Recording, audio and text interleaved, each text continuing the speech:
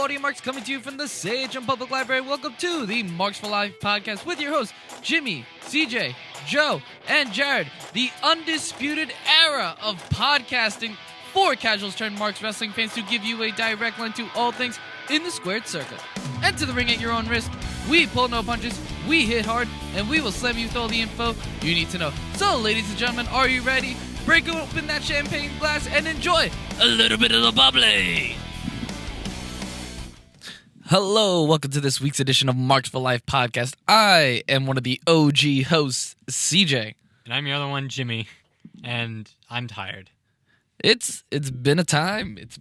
I gotta say though, guys, I have not been this positive in a very long time. And no, it's not because of drugs. No, it's not because of the 3-week break. It's because during that 3-week break, I've only watched AEW, and I've been happy.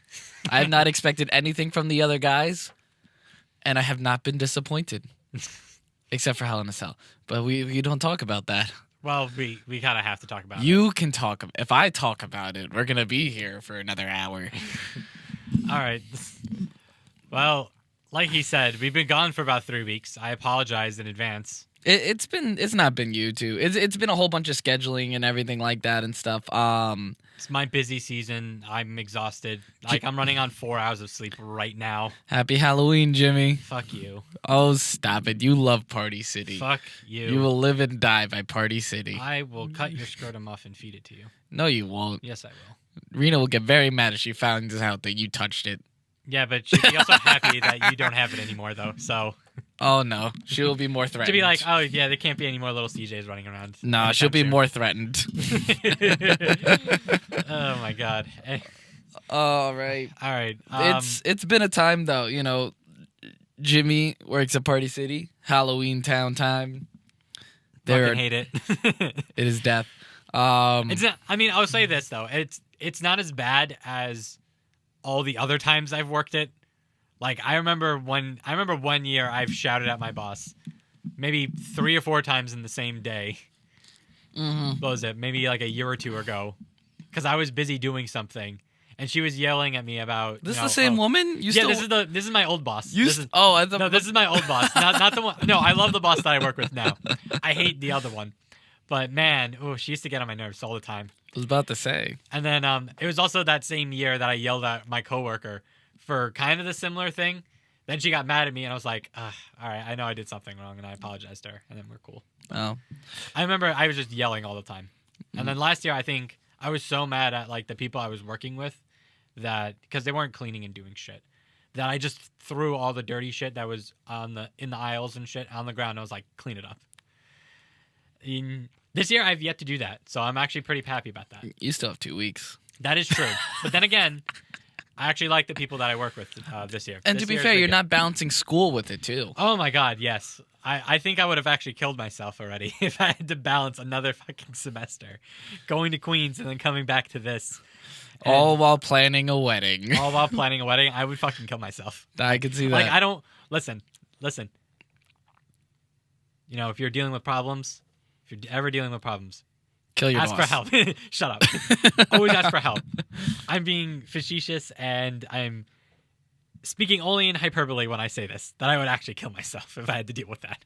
I'm speaking literal terms, kill your boss. You can get a promotion out of it. Everyone would thank you. Or go to jail. You know, there's that. That's if they catch you. Like, if you're not cheating, you're not trying, okay? You know, you got to get that promotion. Anyway. Yeah. Speaking of promotions... well, it's not actually a promotion. It's He's a lot of stuff. Sacked. Let's get into that, because I heard about this, and I'm just like, all right, so that was quick. So before we get into like what happened in the past couple weeks, we had to talk about stuff that happened within, I guess, the company, if you want to call it that. It's literally just one big thing. Yes. And it's Eric Bischoff is no longer in charge of creative. He's no longer the creative executive of Smackdown anymore. That lasted 4 months. About 10 weeks. It was June, I remember, because they announced it, but it didn't really go into effect until after SummerSlam. Yes. It didn't really go and I don't know what to say about that. I mean, like, not to... Trust me, I have a million jokes that I want to talk about this. But in serious faction, why? Fall Guy? For what though? Like Losing 1 million in ratings? Oh, look at that. Thank you, Siri. Figure out why Eric Bischoff got fired. No, a lot of people are saying because he's a fall guy. Because Fox lost 1 million views between its debut episode of Smackdown and then this previous week. Now, because of that, they're saying that they are firing Eric Bischoff on top of the fact that he didn't do jack shit. Yeah, Very little creative input. And a lot of going to the catering. That's all I heard. I heard golf courses, but all right. I think Eric Bischoff was just a name to cozy up to Fox because Fox knows WCW. They're like, holy shit, Eric Bischoff. Yeah. They probably never heard of TNA. So, quite frankly, has anyone in WWE ever heard of TNA? Trish Stratus has. But Jason Albert. I honest to God think that they hired him as a name rather than creative direction. Yeah, I guess. I mean, would have liked it if Bischoff actually had creative input. I think he would have had actual creative input, but it definitely didn't show between when he got that job and, you know, as soon as he got canned. The best thing Eric Bischoff has ever created was the Nitro Girls. If he can bring that to SmackDown, ratings will go up. Yeah, I actually agree with you on that. I don't disagree with you on that. Yup. But now Bruce Pritchard's in charge, and I don't know how to feel about it. I feel like it's actually going to be the downfall of SmackDown being the crown jewel of no pun intended, of WWE. Because we had made predictions that, yeah, SmackDown's going to be huge. SmackDown's going to be the most watched thing on WWE's repertoire of watching wrestling for that week. And to be fair, according to their draft, they got some of the best male picks. Great seg. Well, last thing, what do you think of Pritchard now being in charge? I don't know what the fuck he's done. Like I'm gonna be completely serious. The only creative minds I really have ever paid attention to was Eric Bischoff, especially with WCW, NWO. No kidding aside, that storyline with Sting was fantastic until the very end. Paul Heyman in ECW, fucking fantastic. Paul Heyman in WWE. Paul Heyman now. Paul Heyman SmackDown. I don't know about Paul Heyman Raw because we got Lashley and Lana and Rusev because of him. This is the second storyline with a 3-way since July. So calm yourself. Vince McMahon, because obviously Vince McMahon. I'm gonna say Cody and the Young Bucks, but as honorable mentions, we don't see how it goes yet. It's starting to lay out the groundwork, which is really good. Vince Russo, because of fucking meme. Yeah, I think that's pretty much it. Bruce Pritchard, I'm not really familiar with what he's done. Well, he was one of well, no, that was Pat Patterson because Pat Patterson was booking a lot of the Attitude Era stuff. He was booking it. I don't know. So was Russo. Well, yeah, so was Russo. In a controlled environment. Yeah, but so was Pritchard. But like Pritchard was like one of the bookers for the Sean Brett story that ultimately ended with the Montreal Screwjob. Oh, great! We're gonna get one of those. That's how. Well, that was Pat Patterson. I don't know if that was Bruce Pritchard. Bruce Pritchard. Shit, I don't remember. I don't know a lot of Bruce Pritchard stuff. Exactly. That's why I know he was in the creative processes when CM Punk was like a big deal. That's the only thing I can conceptually think of. So I can attribute Bruce Pritchard to killing the Summer of Punk. Yes, actually, I'm pretty sure you could. Great, that's who we have running SmackDown. Thank you, Jimmy. I have so much hope now. But like, I think my main problem with Bruce Pritchard is that he's an ass kisser. I was about to say he's a huge ass kisser. I would have much rather had Arn. I would have liked Arn still being kind of in charge and booking. Fun fact, Arn Anderson, you know the reason why he got fired, right? Yeah. Alicia Fox? Yeah. Guess where Alicia Fox is now? Where? The alumni section of WWE. Oh, God. Sorry, Alicia Fox. Oh, my God. But, I don't know. R.I.P. Alicia. I'm sorry, man. I don't know. I liked Alicia. I don't know why they don't bring in more, like, Well, maybe it's because Vince McMahon's still running the company, but there's a couple people that I would rather see creative direction-wise, like heading up the creative team and stuff. Mick Foley, I feel like would be great. Yeah, I think he'd be fun. I think Undertaker, you have him on this fucking contract for only one match a year. You're probably much better off using him as a creative mindset. Yeah, like I can actually see Taker being like a good backstage producer or booker, especially locker room leader. Knew his character inside out, which helps out the guys immensely because all they are flippy doodah wrestlers. So why not use any of them? I mean, why not use Undertaker, the greatest character of all time? Maybe he's not interested, of course, but there's just so many options that Vince McMahon has great relations with. I mean, hell, you can hire some of like the old ruthless aggression writers that they had, like Brian Gewirtz. Brian Gewirtz is one of the best writers that they've ever had. You don't know he created? What did he create? Did he create Ruthless Aggression and John Cena punching Kurt Angle? No. You know the Rock impression of Triple H? I'm the game man. He created that. I like it. I like it a lot.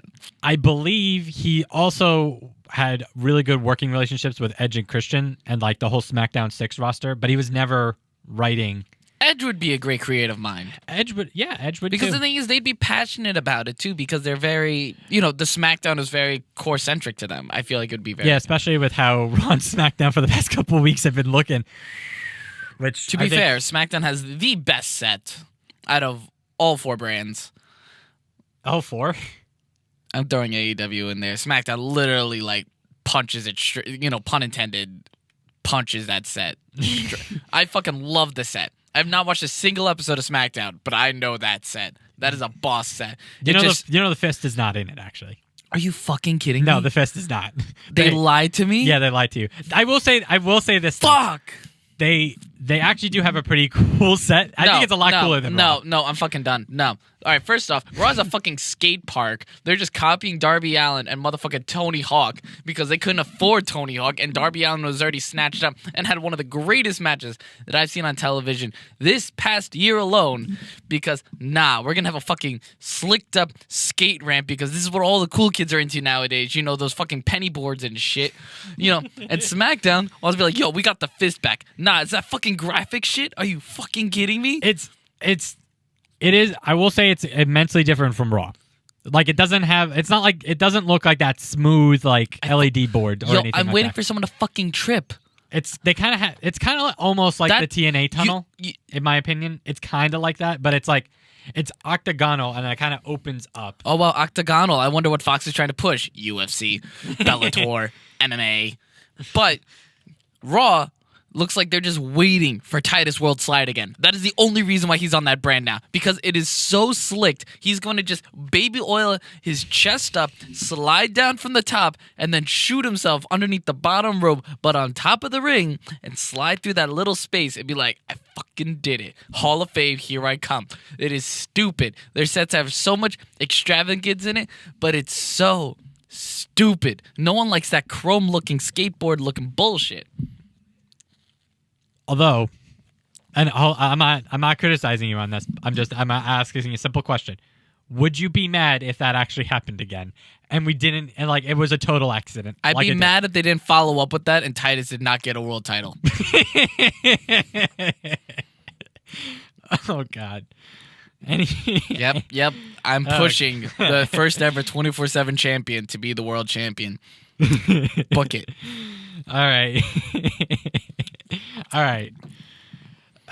Speaking of Raw and SmackDown, the draft was this past week, and did you hear? It was abysmal. Did you hear? Purely abysmal. But did you hear? The draft picked order for SmackDown. Yes. So WWE ruined their own draft pick thing by posting what was it exactly again? The list of superstars that are eligible for draft each day. So they had a SmackDown. These were the superstars eligible for that day to be drafted. Raw, same thing. I actually like that concept. I like that concept where certain stars are eligible for certain days. I do not like how the champions are eligible because I feel like they should automatically be on their brands. They should not be eligible for that type of stuff. It's like you already know these are already drafted because they are current champions. Yeah, so I think, what was it? It was a pool. That's what it was? It was a pool, yes. Yeah, it was a pool. They called it a pool. The problem with it is that the exact order of how the listing came out is exactly of the people that were eligible in the pool. In the pool of that day. So for SmackDown, all those superstars for just SmackDown, it was the exact order that people came in. Yes. So when you see Becky Lynch's name on the very top, followed by Roman Reigns, SmackDown Raw got, was it Becky? Becky, I think, got into Raw. Becky was the very first pick, then Roman. Yes, because... Who's the third one? I can't remember. I think it was Styles or... the OC. It was the OC. It was the OC. Then I believe it was The Fiend. Yeah, which we went to SmackDown, which is a terrible idea. But it is a terrible idea for one reason only. But I will... We'll get to that. We'll get to that after. Do you want to get into it, or do you want me to get into it? No, not now. Let's get through the abysmalness and of then the Drew draft McIntyre, before. which was the final Raw pick for the first round. I'm not mad that Drew got deserves picked.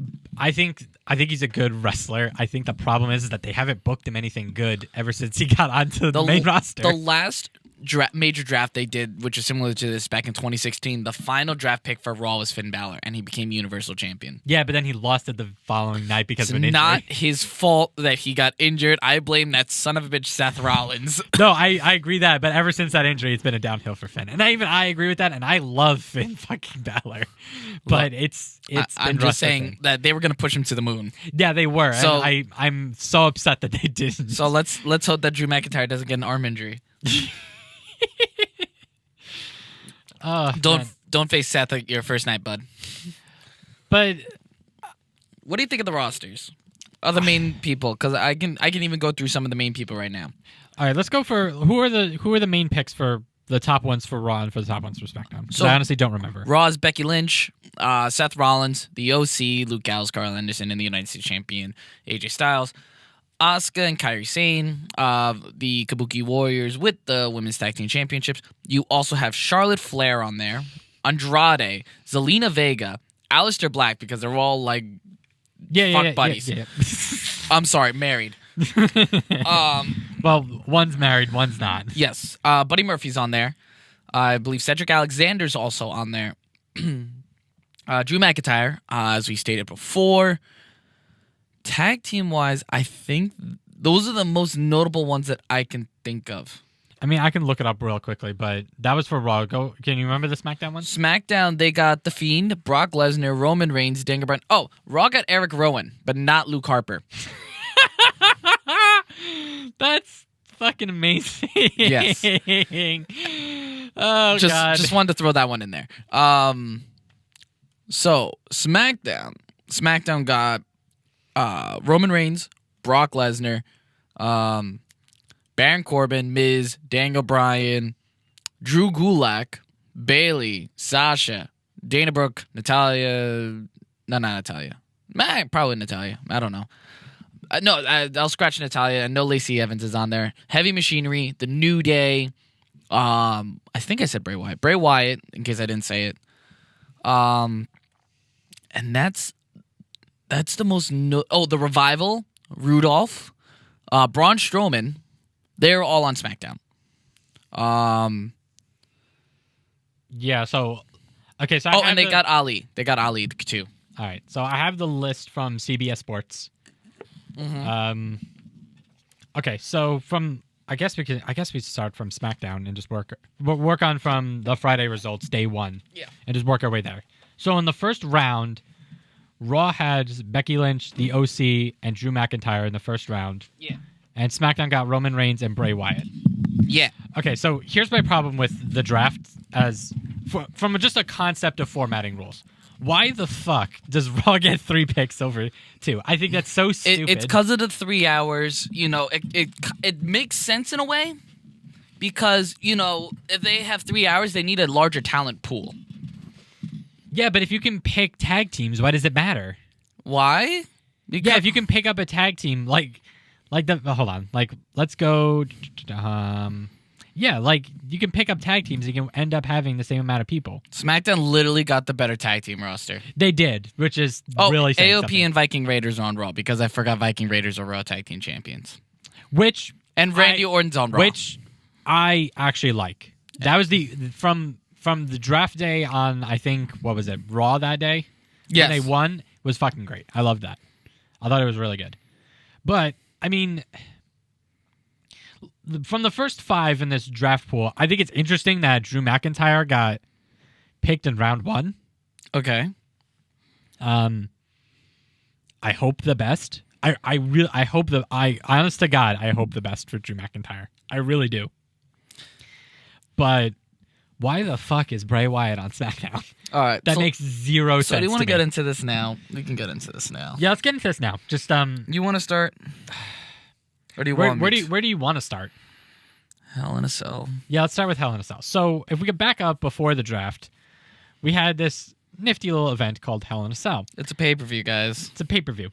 You know, where big things are supposed to happen. Yes. So Like the Bray main Wyatt event, winning the title. the main event was Bray Wyatt the Fiend versus Seth Rollins for the Universal Championship in Hell in a Cell. With Sin Cara in charge of lighting. Oh my God, I don't want to get into Red anyway, lighting. on a red cage. Then just made things even worse. So yeah, the match happened, and it was a match Hold on. because the. Serious question. Did the Sci-Fi Channel produce this match? You would think so, but it was not. Did this premiere live, like on Channel 48 and Optimum? It was like presented to you by Sci-Fi. Sharknado had better budget production than this, but continue. Okay. So the match happens, and for the most part, it was a good match. I personally couldn't watch it because I don't have the network. I would assume that Jared and Joe would agree to that. I don't know if you ever saw it, but I've given up. That is okay. I've heard it was a good match. But what we do know is that the finish ruined the whole pay-per-view as a whole. Let me explain. And let me preface this by also acknowledging that from the last time we spoke, I think we talked about Brock Lesnar, defeating Kofi Kingston in 6 seconds. I don't remember if that was a thing that we talked about on the show, but we are saying it now. And people were decently pissed off, but not entirely pissed off from that. We talked about it in private. Everyone in this podcast has definitely talked about it in private, about how generally bad it was, but nowhere near compared to what happens with Bray Wyatt and Seth Rollins. So it's near the end of the match, and the lights go red for some reason, and Seth Rollins attacks Bray Wyatt with a chair, if I remember correctly. It was not a chair. It was a sledgehammer. It was a sledgehammer. It was a sledgehammer. And in the same type of match where they've had sledgehammers that were used, a la Triple H and Undertaker, or barbed wire chairs, a la Batista and Triple H, or barbed wire bats, a la Kevin Nash and Triple H. You see where I'm going with this? Triple H. Yes. Triple H. Yeah, gotcha. And I gotcha. And what then happens is by far one of the most bizarre things that could ever happen in a match. Now, just a quick pause. We understand this is all fake. We understand this is television. This is all predetermined. What are you nonsense. fucking talking about? I just thought I was a god. Like I could just predict things. Like I was gonna bet on sports and the horse racing. Non-kayfabe moment for 2 seconds. We get it but there's supposed to be a narrative structure of how things go, and what happens makes no fucking sense and ruins the whole thing. Back into kayfabe. So, as Seth is about to attack Bray with a sledgehammer, the ref stops him and says, "Hey, you can't do that." Which, I don't know if this ref has ever watched any Hell in a Cell matches in the past, 20 years. I can roughly say about 20 years. It's been 22 years since the first Hell in a Cell match. 22 years. And 21 years since probably the best Hell in a Cell match. 21 and a couple months. 21 and a couple months of the best Hell in a Cell match, which literally almost fucking killed man. And this dude stopped Seth Rollins for trying to attack Bray with a sledgehammer. Then Seth continues to go and attack Bray, and the ref calls the match. And Bray wins the match, but doesn't get the belt, which, by the way, I did win that technically, but because I didn't call that Bray wasn't walking out with the belt. I don't get a point for that but that's besides the point. But the match ends with Bray Wyatt winning but not getting the belt, which totally deflates The Fiend as a character in the worst way possible. I don't know how else to describe it. CJ, if none of you can hear the simmering coming out of his nostrils, has a lot on his mind, and I feel like a lot on his soul, and I feel like he wants to share.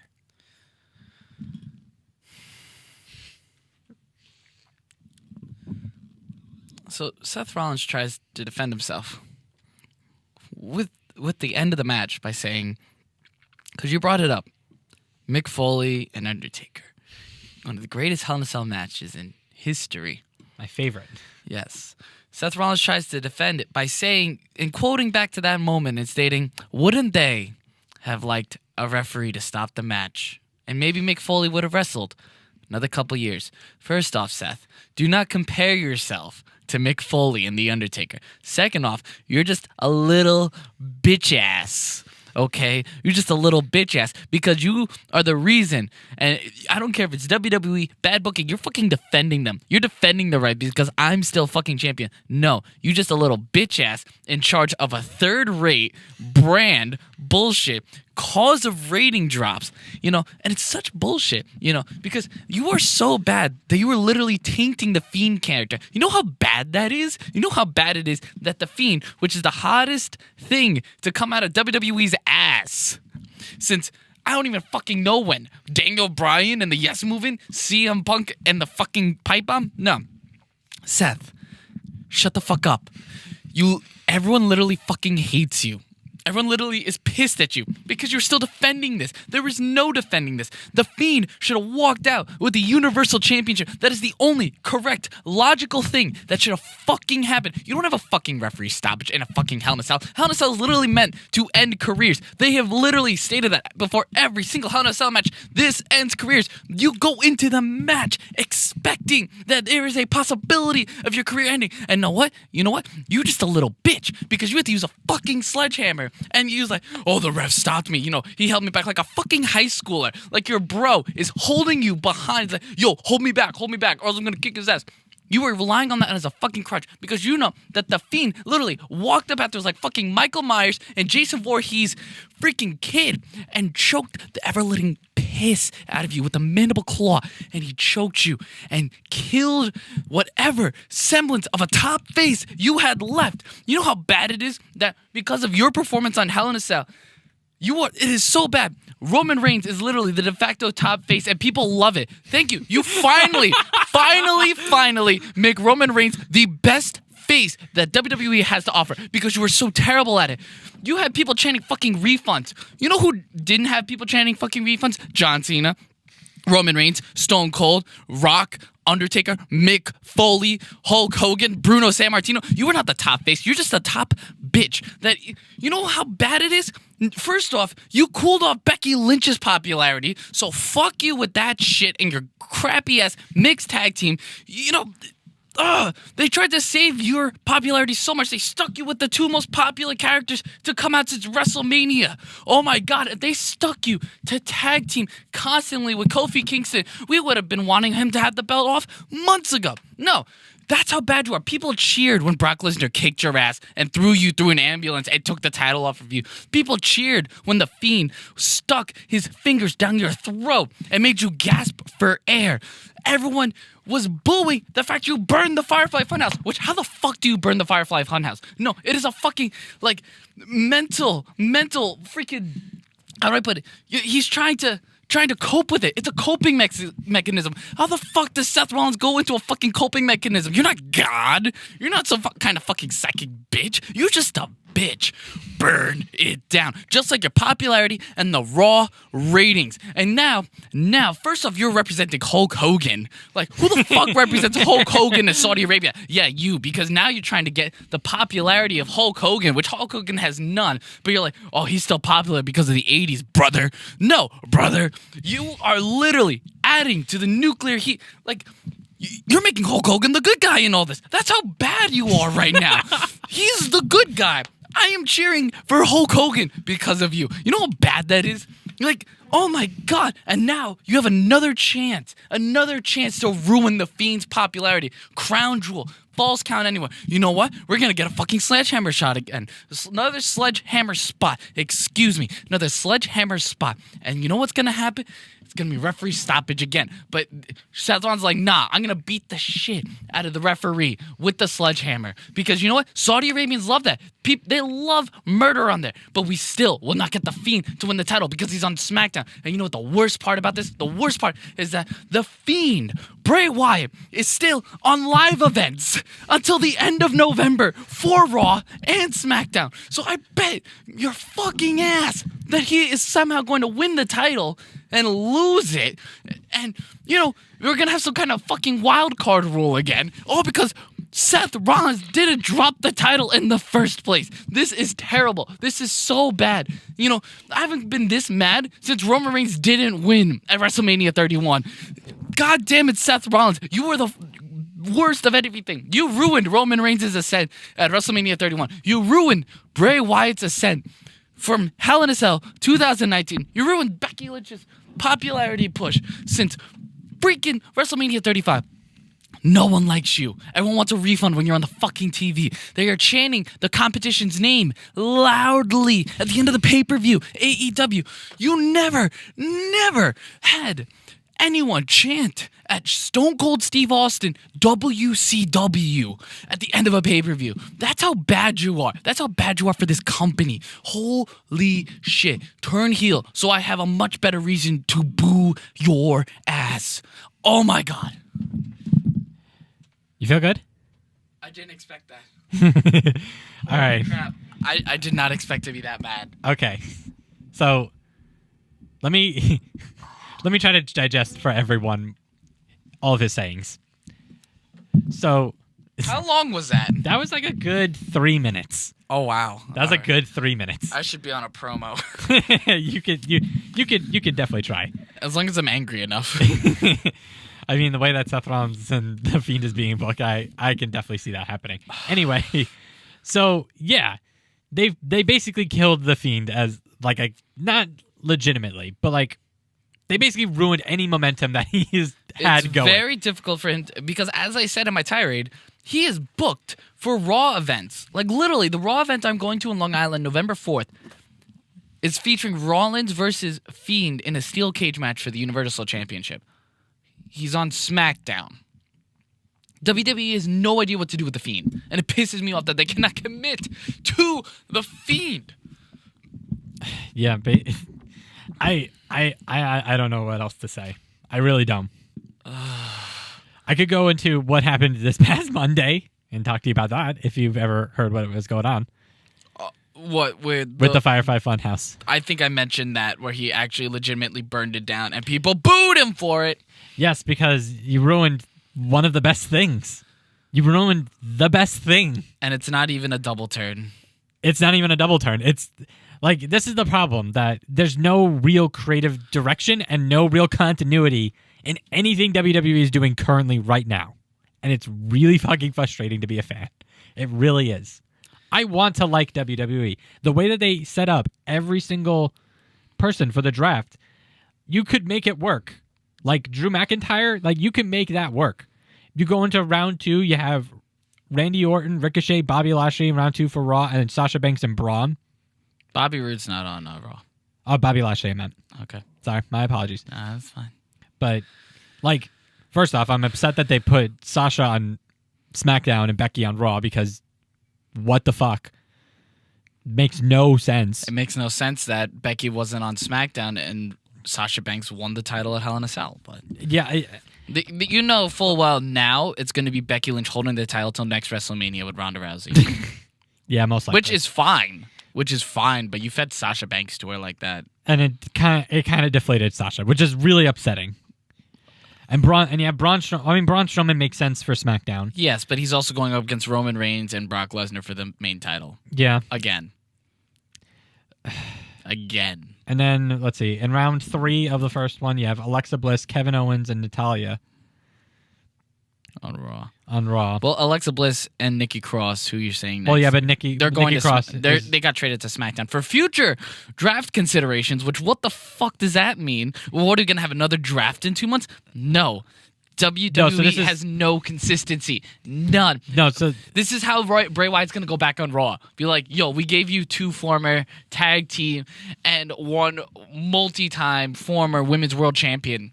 Give us the Fiend, who has literally only 2 tag title reigns and a former world title reign. But no, it's so stupid.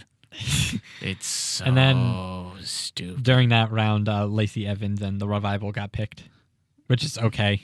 I don't get how Lacey Evans is. I don't know. I don't know why she's on SmackDown. It doesn't make sense. Why is she a higher pick than like everybody else? Look, we don't have to go into the rest of the draft. We really just we needed to talk about the Fiend and Seth. I mean, I do kind of want to talk about the fact that Sasha, Andrade, Zelina, and Aleister Black are all on the same. Sasha's not on that brand. Charlotte is. Oh, that's what I meant. Charlotte. Well, they got to keep the couples together. That is true, and they did that earlier in the year when they had Andrade on Raw, Charlotte on SmackDown, Aleister Black on SmackDown, and Zelina Vega on Raw. They brought Aleister Black was on Raw too, along with Andrade and Zelina, and Charlotte was on SmackDown. They transferred everyone over there the next week because they can't split the couple. Because if you bring Andrade, you have to bring Zelina. If you bring Zelina, you have to bring Aleister. So they will always be on the same brand. Unless they ever split up Zelina and Andrade, which I don't think they ever will. No, I don't think they ever will. And I think that'd be a terrible idea. It would be. I mean, the only other noteworthy thing... They split up Carmella and R-Truth. Yeah, that was kind of upsetting. I'm not going to lie. Yeah. Cain Velasquez is not on a brand yet, but I'm assuming wherever Ray goes, he will go. Ray is on Raw. I'm assuming he's going to be on Raw, which means that he is not going to beat Brock Lesnar for the WWE Championship. Actually, no. What the fuck am I saying? The Fiend is just going to rule SmackDown with the red belt. Fucking stupid. Anyway. It is. But I also did want to talk about Bayley. Bayley was amazing. Bayley was actually a good highlight. Did you see the video going around of the guy videotaping the TV where Bayley is using a hatchet to cut down the wacky waving inflatable arm flailing tube men, and the kid is crying over it? I fucking love that. It's great. Like, the fact that she killed her own gimmick was the best thing that she could have done. The last time I saw someone do that with such excellence was Bray Wyatt using a chainsaw on a cardboard cutout of his former self. And the thing is, that always works until it doesn't. Oh, man. Bayley's going to drop it to Mandy Rose. That's really upset. Well, man. No. What also pisses me off about this is that Bayley won back the SmackDown Women's Championship. She never should have lost it. Yeah, exactly. So But her heel turn was amazing. Her heel turn was amazing. Like, her solidified heel turn was amazing. But, Charlotte... And the look looks nice. Look does look nice. But, Charlotte 10 reigns. Yeah. Because that needs to be a thing, Charlotte 10 reigns. She has to break her daddy's record. This early in her career? Sure, why not? Well, she's been wrestling, 10 reigns. 10 reigns within what? 4 years. 5 years? 2015 was when she got her first reign. All right, so 4 years. 4 years going on 5. So she's gotten, on average, 2 title reigns a year. But the thing is, her earlier title reigns were good. Well, the Divas into the first Raw Women's Championship were good. Then she had that whole trading back and forth with Sasha. It wasn't bad at first. It just, when it got to be a certain point of a lot, and especially the Hell in a Cell one, that's when it was bad. And then SmackDown, the SmackDown Women's Championship she held for... Well, actually, no, the very last Raw one before she dropped it to Bayley. She had that for 2 months. The SmackDown one she held for a while. She held that from before Survivor Series until right after WrestleMania 33...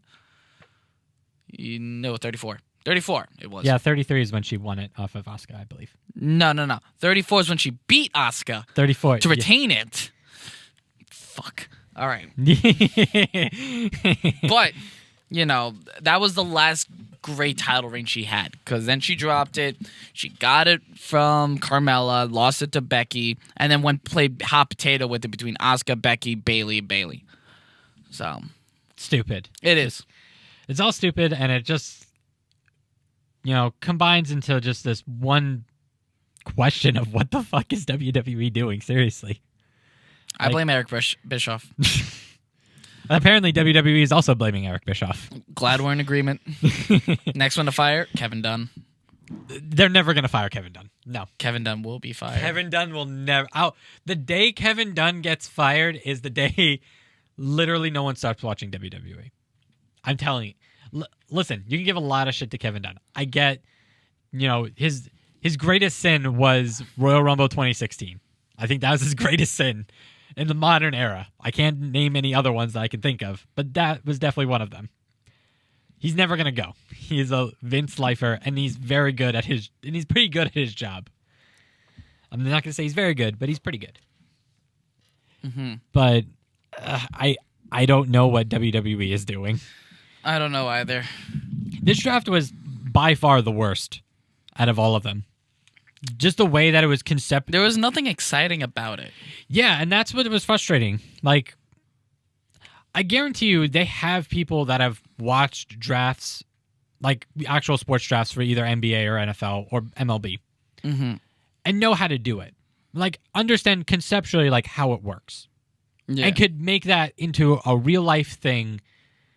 And for some reason, they just didn't do it. Yeah, I don't know. Like, have you seen some of the crazy things for from the Smackdown one? You know who was in their war room? No. The fucking robot from the NFL things that they have. Oh, okay. I forgot his name. I forgot what the name of the robot is. Okay. It starts with a G. But they had like an actual like robot. Okay. As like a guest in it, along with all the other sports commentators, like Terry Bradshaw and Michael Strahan, and they were talking about, if they could pick a draft pick for, who would they pick? And they all picked dead wrestlers. Mm-hmm. It was very frustrating. And then the USA one was just terrible. Like, it was even worse. Like, just from the look of it, it was just terrible. There's nothing more I can say about it. They have this. I guarantee you, there's definitely people who could have done this and creatively captured what an actual draft is supposed to look and feel. Well, the thing is, they don't have commissioners anymore. I don't think that even matters, because Stephanie basically acted like the commissioner herself. Yeah, and that was fine. But remember last time it was. Yeah, but last time was I think that was the worst part of that time. I hated the back and forth between Mick Foley and Stephanie and Shane and Daniel. I thought that was so bad. I thought it was really when they were selecting the picks. I thought it was really cool because you had Daniel Bryan like crossing names out, like son of a bitch. He took that one. Yeah, but like you could have literally done that with like 6 or 8 other people inside a like quote unquote legitimate SmackDown War Room or Raw War Room for a draft, and it would have looked and felt good. And you could have seen like no one would have watched that though. Yeah. You'd be surprised, because if they watched, actual football ones, and there are stuff like that, I guarantee you, if you put in like some of the agents and bookers like Fit Finley and Jamie Noble or Devon or something like that in one thing for SmackDown and one thing for Raw, I think that would have been good. Let me reframe that. They wouldn't do that on an episode of SmackDown or Raw. They would have to make a separate episode for that. I just think like that would have been like the good like in between time of like a match. I think a draft should be more. I think it should be like 2 hours, but it needs to be like on a separate network. Like it needs to be somewhere separate. I don't know if I agree with. I don't agree with that, just because you can even have it on Fox Sports 1, be like, or the show that they have, the WWE, was it The Bump or whatever, the one that Renee hosts. Did it even debut yet? I don't even know. They did debut it. Okay. But that show, make it a 2-hour special with the draft, and that's how you do it. They cannot have it on Raw and SmackDown because they will lose so many people during that. Well, I don't think like the actual live like in arena episode of Raw or SmackDown are going to be like that. I think for TV purposes, yeah, I think like you could do that. And I think people would watch that. Oh, I would love to see the negotiations rather than that. Yeah, that's what I mean, though. Like, they missed that nuance of, like, the draft. They missed, like, oh, we couldn't get this one superstar, so we kind of have to settle for this one. And then you see like some of the like one part of like the draft that I liked back in the day was when they had like all of them kind of like in the pool. Yeah.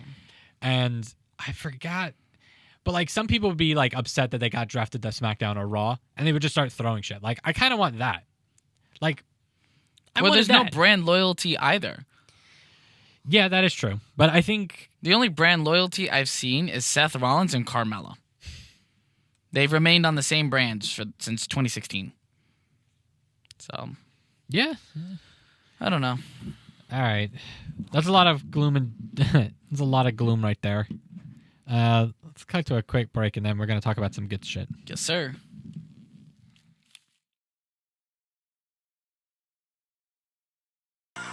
For the TNA heavyweight title and sacrifice between you, Kurt Angle, and Samoa Joe. Now, before you get there, you have an important step tonight as you and X Division champion Petey Williams take on the unlikely duo of Kurt Angle and Samoa Joe. You know, they say all men are created equal, but you look at me and you look at Samoa Joe, and you can see that statement is not true. See, normally if you go one-on-one with another wrestler, you got a 50-50 chance of winning. But I'm a genetic freak, and I'm not normal. So you got a 25% at best at beating me. And then you add Kurt Angle to the mix, your chances of winning drastically go down. See, the three-way at sacrifice, you got a 33 and a third chance of winning. But I got a 66 and two-thirds chance of winning because Kurt Angle knows he can't beat me, and he's not even going to try. So, Samoa Joe, you take your 33 and a third chance minus my 25% chance, and you got an 8 and a third chance of winning at sacrifice. But then you take my 75% chance of winning, if we used to go one-on-one, and then add 66 and two-thirds percent, I got 141 and two-thirds chance of winning at sacrifice. See, Joe, the numbers don't lie, and they spell disaster for you at sacrifice. See, but I'm going to break it down for all you ladies. Would you rather be with me, or would you rather be with Joe? Well, I think Joe's kind of nice. I mean, you know. See, you're one of those girls that like romance. I'm going to talk to all my freaks out there. Would you rather come home to me, a genetic freak, to be satisfied? You gotta pause that, Jim. No, I know. I wanted to keep going because it's just stop. Steiner going on a tirade is always fun for me. Ugh. Sometimes you're in the mood for it. I'm in the mood for it. My friend here, my colleague, is not. I'm fucking exhausted from that original tirade I went on. It wasn't the fact that it went long. It was just he had a lot more passion in that one than I've seen in a lot of other ones that he's ever done. When was the last time I had a tirade? Charlotte Flair, Asuka. I think Yes. that was a good one. Well, was that one on the podcast or was that one when you were in my basement? I was in your basement. Yeah. Have I had another tirade on that? I don't remember. I would have to look back at I don't want to look back at those episodes. Oh man, I don't even remember the last tirade I had that was like that. I think the closest tirade I had to that was just anytime I've ever talked about the cruiserweights. Are they about to say Rusev? No, that one, it was, as much as it was impassioned, it's not there yet. I don't know what it is, but I can't get mad at Rusev. I think because I just like Rusev a lot. I'm disappointed, but I'm not like that disappointed. I don't know what it is. Maybe I've given up on Rusev too early. That's what it is. I didn't give up on the cruiserweights early enough, and that's why I was so impassioned about that one. Just give up. That's what I do. Oh, do you want to know what it was? It was that one time when I was yelling at something. I forgot what it was, but then the lady came in. Yes. And said, man, I forgot what I was yelling about though. Yes, you were trying to defend yourself with a pick, I think. Yeah, probably, and it was probably a Rusev pick. Now that I think about it, something like that. Oh my god. Anyway, we're not going to talk about any sad stuff. We're going to talk about good stuff now. AEW versus NXT. I can't speak to any NXT stuff. We don't have our resident NXT experts, Joe and Jared, here with us because they have life. I've given up WWE. I'm so close to giving up on WWE as a whole, but for some reason I can't. I don't know what it is. AEW has not disappointed. Actually, no, I was disappointed for the first time this past week. That was because of Luchasaurus not being on my television screen. All right, so I think we didn't get a chance to really preview AEW when it came on. the last time? I've watched all the episodes. All right. So why don't you enlighten us with what AEW product has given us, my friend? So what they do is they always announce the matches beforehand, which is really good. They announce they've been doing that for a while. Like, all right, this episode's going to be showcasing these. They'll always do that, which is really good. I love that. I love how, they said next week you can expect to see Moxley versus Pac. You can also expect to see the semifinals for the Tag Team Classic. You can expect to see these matches. You can expect to see Britt Baker in action. They are hyping up their shows while pushing their own product, which is very good. I like that. I also love the stats towards the bottom of it, which is really good. The win-loss record in singles competition, and and they'll be like singles competition. Chris Jericho 2-0. Total win-loss record 4-0 because he's won 2 tag matches, which is really good. I love that. I'm also loving how they are really. It doesn't feel produced. Like, for example, Scorpio Sky was not supposed to be in the tag match this past week. It was supposed to be Christopher Daniels and Kazarian. You know how when someone's getting beat up, they will announce the music and then the people will come out in the ring gear? Scorpio Sky didn't do that. Scorpio Sky just came out and laid havoc on the Lucha Brothers, which are now heels. Thank God. They deserve to be. And then Scorpio Sky wrestled in sneakers and dress pants. Not in his usual ring, because he wasn't expecting to wrestle, which is really good storytelling. And it's really good consistency. Why would I be in wrestling trunks if I'm not going to wrestle tonight? They usually have about 4-5 matches. Always one women's match. Middle of the card. Something I noticed. Really pushing Riho as like the top champion and stuff. Do you like the fact that they're doing that? I like how they're doing that with Riho. I also like how she doesn't have a definitive finishing move. She just has superior wrestling ability. Like, she's won most, if not all of her matches by roll-up. Which, not like surprise roll-up, but like, I'm looking for an opening, here's a roll-up, I got it. You know what I mean? Not like, she's celebrating like, oh, I won, it was lucky. It's like, yes, it worked.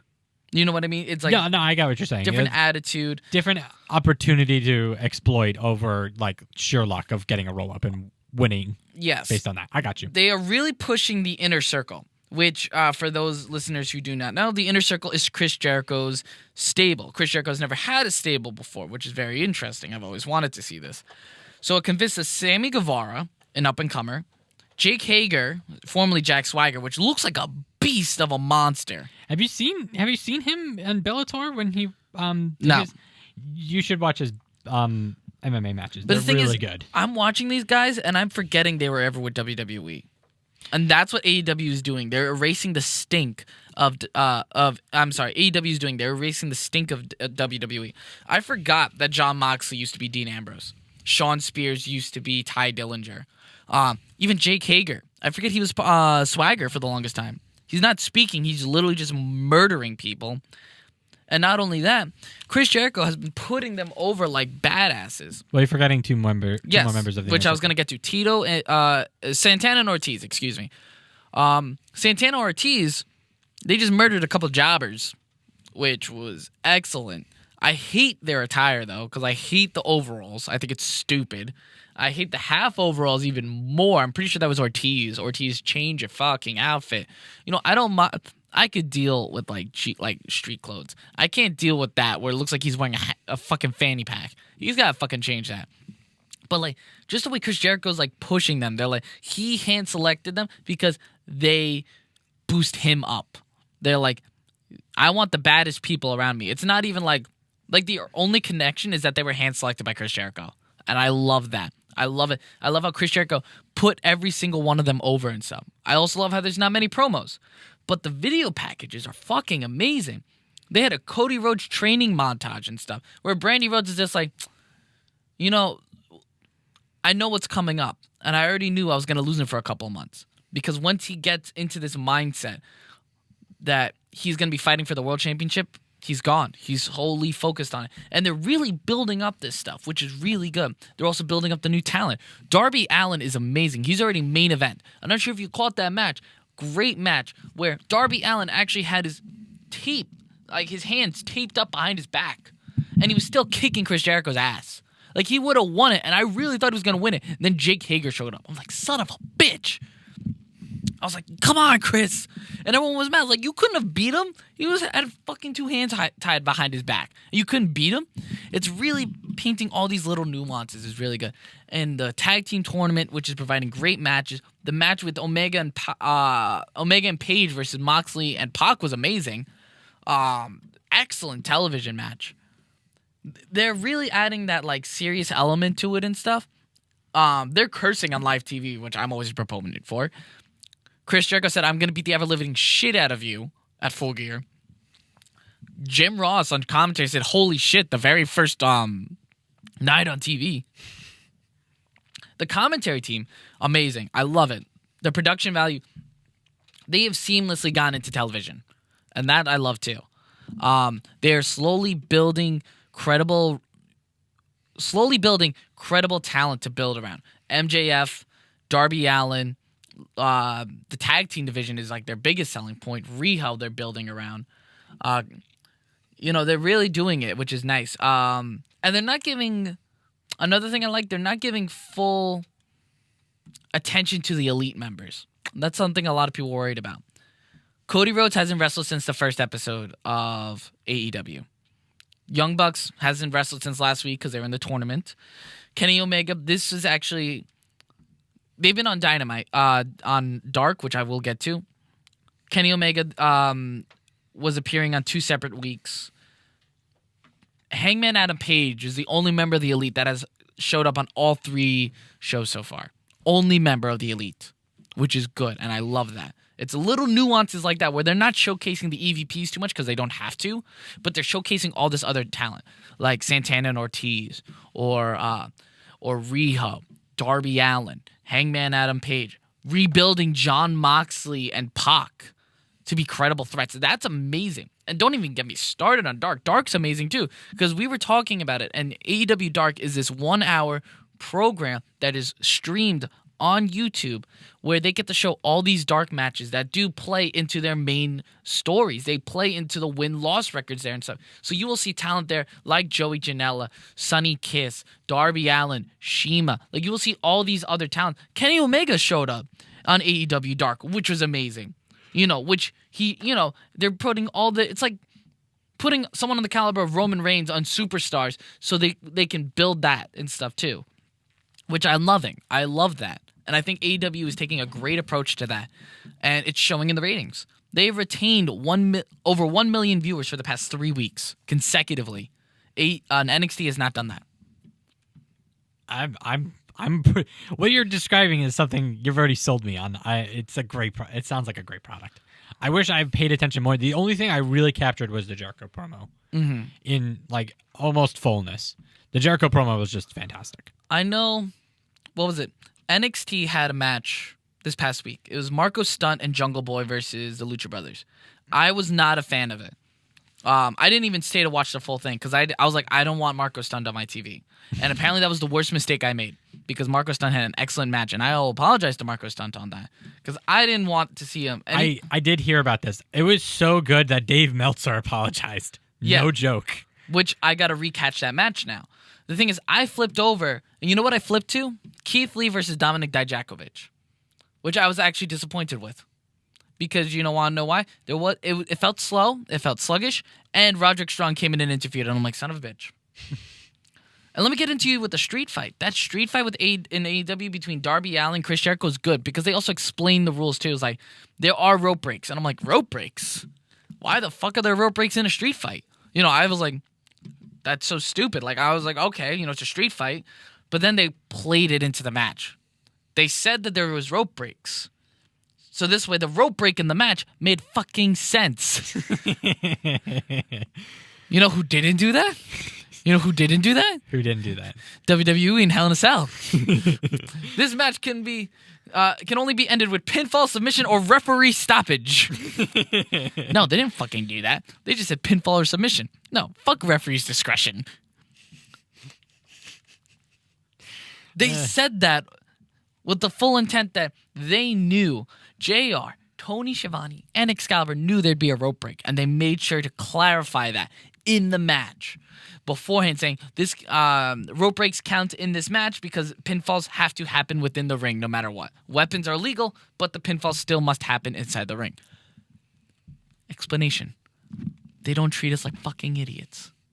They don't. Cody Rhodes came out last week, and instead of insulting our intelligence like a smart babyface doing a promo in the ring, Dark's arena went dark, popped back on. Cody Rhodes is just laying waste to Sammy Guevara and Chris Jericho like a smart babyface. Intelligent babyfaces. It's great. It's great. Chris Jericho, he doesn't have what it takes anymore. That's why he has a stable for the first time ever in his 29-year career. He's never needed the help of anybody until now because he knows he cannot hang with someone like Darby Allin who's speeding around the ring like a motherfucking bullet and kicking his ass. He's like, holy shit, I have 100 pounds on this guy, but I cannot keep up with him. In comes Jake Hager. In comes the tape to tape his arms. And he's still getting his ass kicked. Like, what the fuck? Everything makes sense, and I love it. Everything is... The only thing I had a little bit of a problem was Nyla Rose versus Riho, but still great match and stuff. But yeah. I love how it makes sense. I do. There's no real EVPs. There's... Like, if you didn't know that they were EVPs... You wouldn't have known. Exactly. They don't show off like they're EVPs. They're not flexing the muscles of corporatism like Stephanie and Triple H would. Exactly. All right. There's no opening promo every week. Instead, we get an angle where it looks like now it's going to be Lucha Brothers versus SCU for the tag team championships. That's what it looks like for the finals because they have a built-in story. It's great. They build story. Look at Best Friends versus Dark Order. That was building up since May, and we got it in August. Build story with stakes on the line. That match between Best Friends and Dark Order, that was for a first-round bye. That is awesome. And I could see it as the months continue. Win-loss records are going to be extremely looked at and stuff because everyone has a similar record right now. It's only been a couple weeks of television, but they're starting to establish it. And I cannot wait for them to start throwing Luchasaurus on the screen or Sunny Kiss. Bea Priestley is already like one of the top hated women now because of how dangerous she is in the ring. They are using that to her advantage. And they don't make Britt Baker look stupid either. That's another thing I wanted to point out, that the commentary team is doing a great job of putting these people over. You know what a lot of people have a problem with? Jungle Boy Jack Perry. Why? His name is Jungle Boy. He's announced as Jungle Boy. You want to know what Jim Ross has to say to it? What? First off, you guys are fans, not the experts. Second, Jungle Boy's a nickname. Look at it like, what if I just called Stone Cold Steve Austin Stone Cold? He came out as Stone Cold. Or The Rock as the Great One, the Brahma Bull. What if that was his ring name? What happens when Jungle Boy grows up? Are we still going to call him Jungle Boy? Jungle Man? Like, JR is doing this to establish that Jungle Boy Jack Perry, Jack Perry is his name. Jungle Boy is his ring moniker, but he's establishing that. And it just rolls off the tongue, and it does. Holy crap, Jungle Boy Jack. That rolls off so better than Jungle Boy. And he's establishing that. Because, that's a great point. When the Young Bucks are like 40-something, are they going to be called the Young Bucks? They're going to be called the Bucks. It's interesting. I'm loving the commentary team. I love the dynamic they're bringing and stuff. You could even take Tony Schiavone out of there and we'd be fine. But Tony Schiavone adds that extra layer too. Jim Ross has really come into his own on TV. The announcing was so good. Oh my God.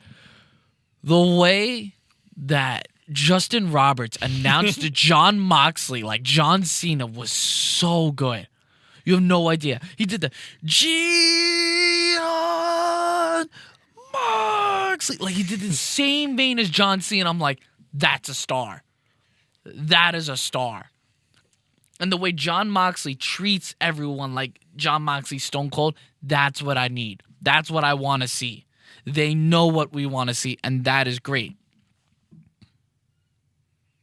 I'm letting him go on just a complete breakdown of AEW because I haven't watched any of it, and it just sounds great.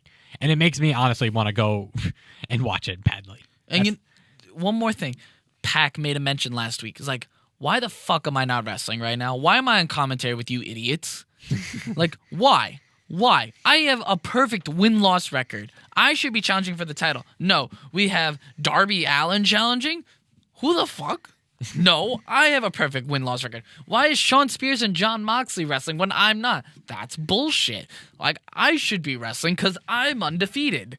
And they're making such a point of what wins and losses. Nothing's a fluke. Everything is skill.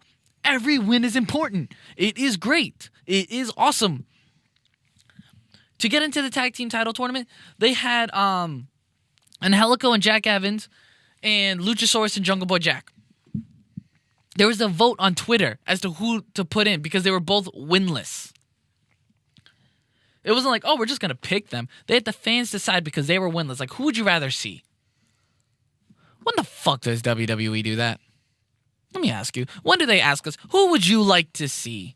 It's not fucking Cyber Sunday anymore because if they did, their ratings would be up. It is bullshit. And I am loving AEW for what they are doing. They're making it simple, streamlined, laying a foundation.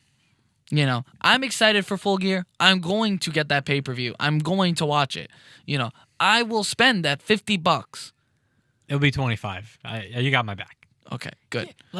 Yeah, because I don't want to spend the $50 either. But the thing is, I'm willing to do that, and that's the crazy part. WWE, I will never spend $50 on a pay-per-view. I don't even want to spend $10 a month on their crappy network. Which is going to change because the tier system's coming out of the new year. Regardless, I will spend $50 on a pay-per-view because they are making me watch it.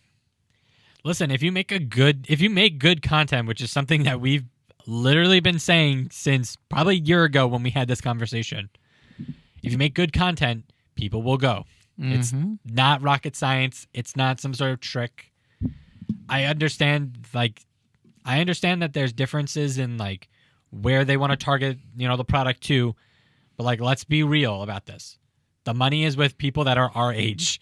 We're willing to spend it. We may not have it, but we're willing to spend it. We will budget it if it's good enough content, and it is great content.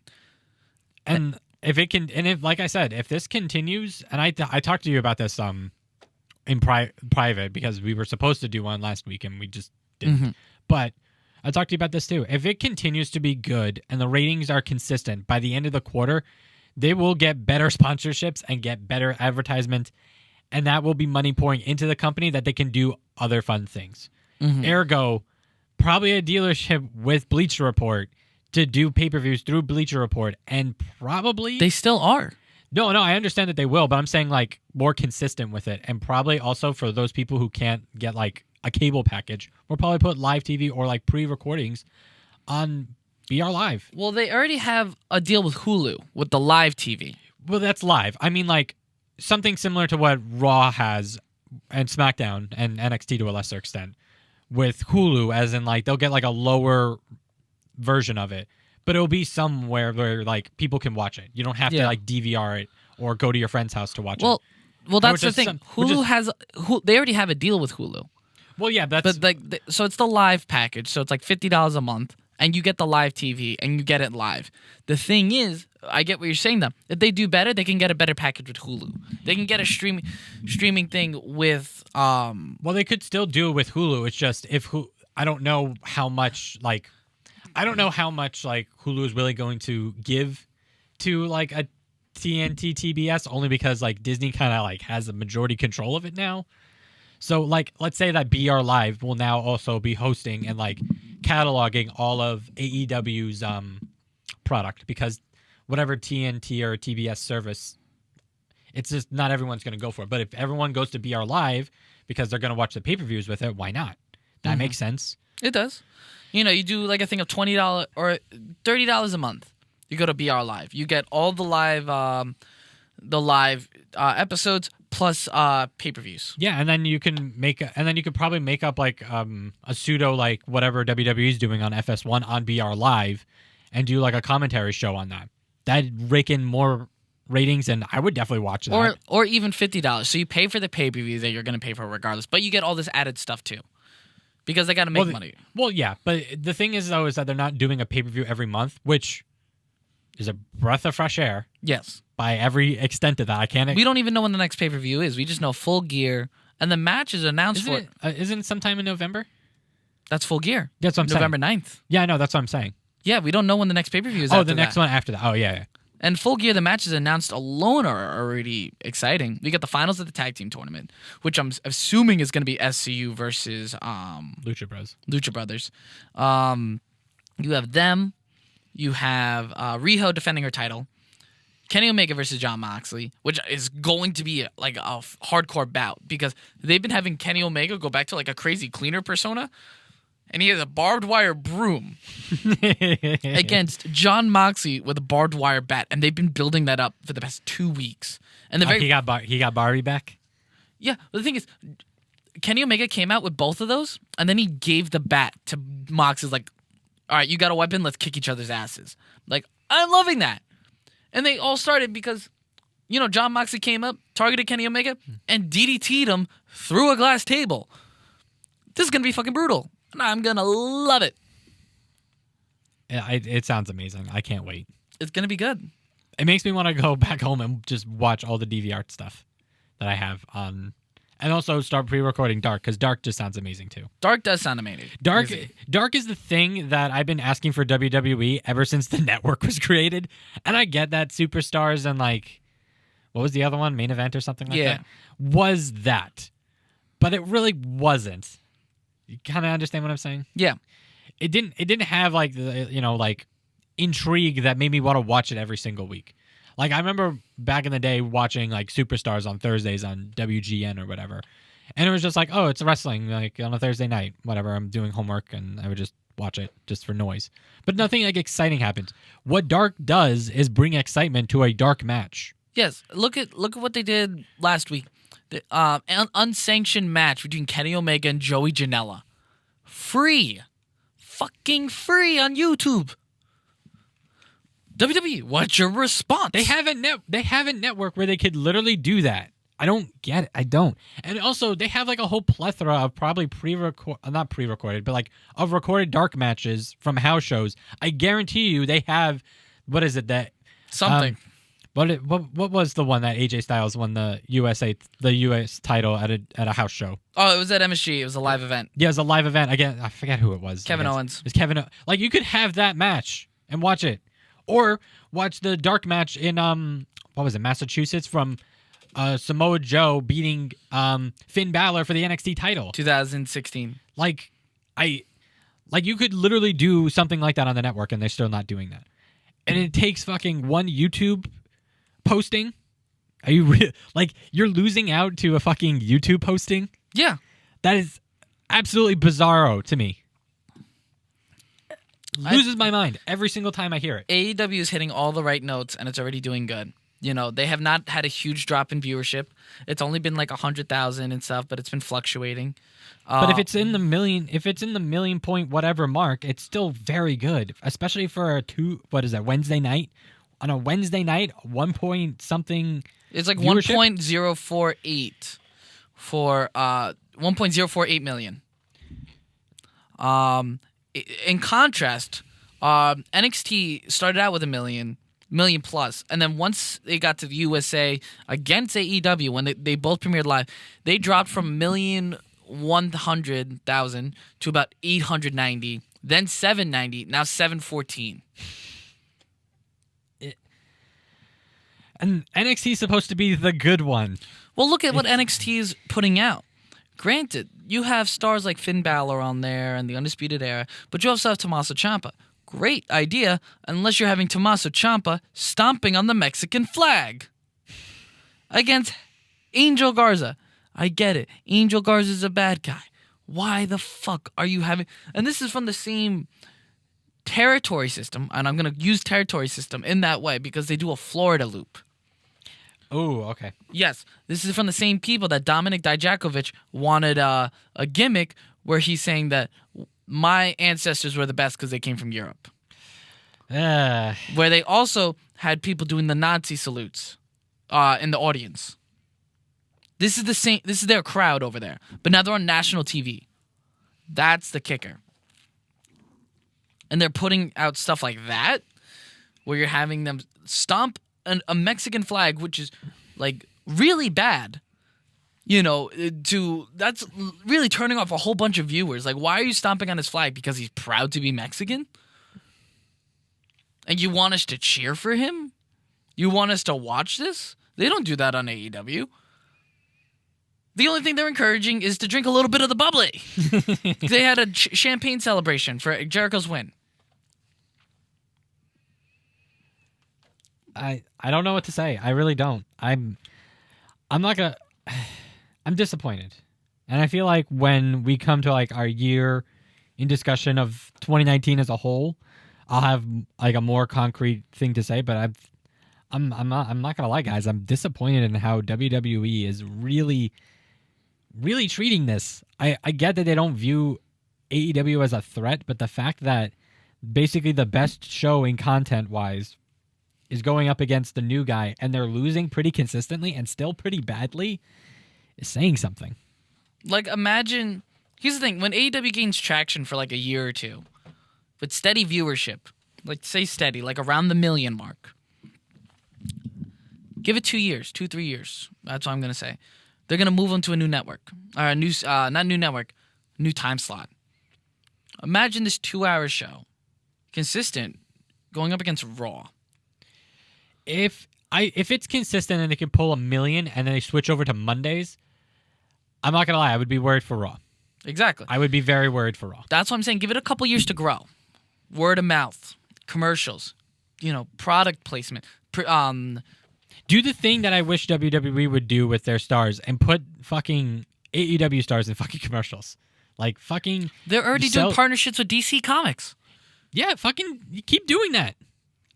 That's a brilliant idea. They had an AEW trailer. Like a promotion, AEW promotion, before the Joker movie came out. Like, everyone was watching the Joker movie. In one of the upcoming attraction trailers, they put AEW on there. Fucking... That's what they're doing, and they're smart about it. They're building. They really know where to put their ad dollars. Like that's a really good placement for an ad. But also, it's a good placement for an ad was also putting it on Raw. But that's besides the point. Raw, NXT. It's just that one's still my favorite, no matter what anyone says. Anyway, our final thoughts on AEW, my friend. They were off to a good start. What else do you think they need to do? Because I'm hearing a lot of complaints online. What are they from? The story, really. There's not too many storylines going on. I get that there's consistencies with how they're making out, but there's no narrative storytelling really. That is just wrestling. I can understand that. I can also understand them building 2 stories. They have not had their first pay-per-view yet after live television, where we could see more stories. That's not really been their MO to build stories, like long stories. They just start building storylines more consistent. Back with All Out, they start to build more storylines. I have to say, if their biggest concern is storylines, would you rather them not have storylines? But you have or have little storylines and great wrestling while seeing that they're building to the storylines, or be thrown in the middle of storylines? No, I would never. I would never like middle of storylines. I want to see something, which is what NXT did. I want to see what natural build to real actual storytelling, and from what's being described and from what I kind of know outside from my own, dabbling in AEW stuff, it looks like they're building to like real storylines. Look what NXT did. Their first show, they threw them in the middle of the Undisputed Era, winning finally the 4 titles. Why is this so important? If you didn't have the backstory, it's like, why is this so important that all 4 people hold the gold? Like I don't know this group. You're just throwing them in the middle. Keith Lee, Dominic Dijakovic? Why should I care? They only had one other match. They never had another match. What do you mean there was other matches? Why does Shayna Baszler hate Dakota Kai and Tegan Nox? Why does Tegan Nox who does she think she is? Why does she deserve a title shot? if the complaints are about the storylines, give it some time. Judge the storylines after 3 months. If you still feel like there's no real satisfactory storylines, then you might be more interested in WWE, because WWE does a lot of storylines, from love triangles to corporate bosses to, it's very heavy on the story. Here, so much, it's more sports-based, wins and losses matter,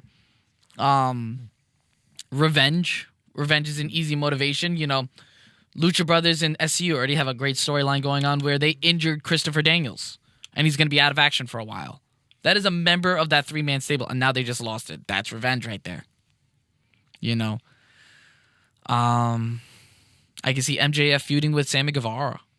I could see that. I don't think it would work well, but I could see it because MJF's mad at Sammy Guevara because, it's stable versus stable. Give the storyline some time.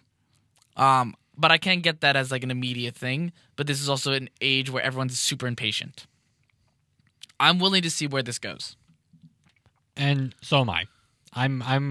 You've basically convinced me to stop watching WWE. It's just go to AEW. So good job.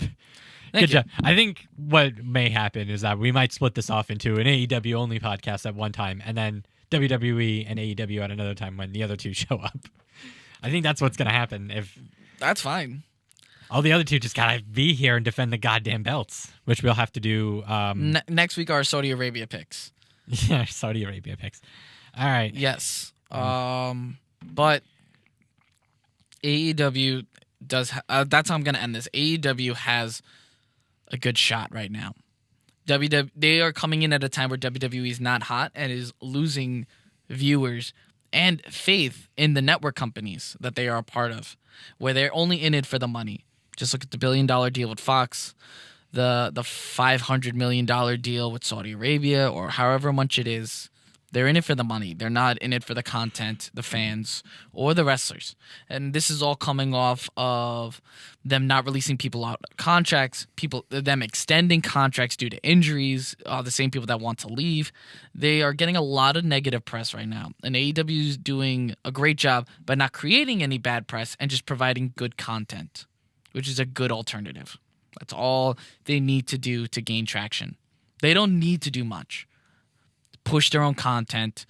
Don't worry about the other guys. Push your own content. Build your stars. And don't create bad press. That's all they need to do, which is what they've been doing. You want to take a couple of pot shots at WWE? Fine. WWE's also doing it on their own as well. You can limit the pot shots. That's fine too. You don't need to do the pot shots. That's my only thing with AEW. If they can cut out a little bit less of the pot shots, that's fine. But the way Chris Jericho did it, but saying that's dead and buried from bad creative with the We the People chants towards Jake Hager, and they stopped it immediately. He hasn't gotten them afterwards. That was probably my favorite part of that whole promo. Yeah, for a multitude of reasons, and it also begs the question: like, could there have been a possibility that Stone Cold could have stopped the what chants with basically that one line if he'd done it? And I think, yes. He could have, but why would he want to? That's true. But I'm just saying, like, wrestlers have the power to stop these chants if you give them the right kind of motivation. And what Chris Jericho did was the right motivation. Yeah, it's like, you may think you know him, but you don't. This is who he is. He's a giant. He is the most dangerous man in MMA today. He is undefeated. He will murder you. And that's a good thing with AEW. They're also letting the wrestlers be the wrestlers. They're not very hands-on. They'll give them, like, here's what you got to talk about. You just can't go too far with it, which is fine. Chris Jericho said shit on live TV. Maybe they got a little heat of that. Maybe they didn't. But AEW's hitting all the right notes so far, and it's showing in their ratings, and it's showing by they've also been trending in the top 10 for the past 3 weeks, and that's something I've been checking too. NXT has not beaten them in trending worldwide. NXT also did not crack the top 30 trends this past week.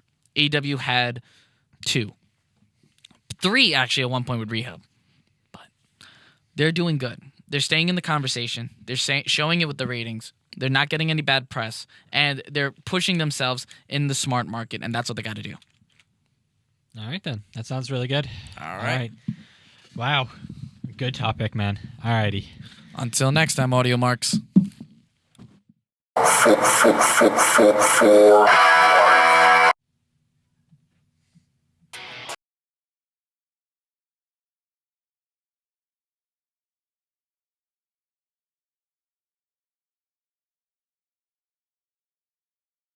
Thank you, everyone, for staying tuned to our podcast. Special shout out to the Sagem Public Library for the continued use of their equipment and space. Hosted by CJ, Jimmy, Joe, and Jared. Produced and edited by Jimmy. Continue supporting us by rating and subscribing through Patreon, Audioboom, Stitcher, TuneIn, Castbox, Deezer, Radio Public, Radio.com, iHeartRadio, Spotify, Google Podcasts, and Apple Podcasts at Marks for Life Podcast. And now, check out our YouTube channel, Marks for Life Podcast, for our podcast playlist and other content. Please follow us on our social media on Twitter at Marks for Life Pod, Instagram, Tumblr, Reddit, and Facebook at Marks for Life Podcast. Email us at marksforlifepodcast@gmail.com for any questions, comments, or feedback. Until next time, Audio Marks.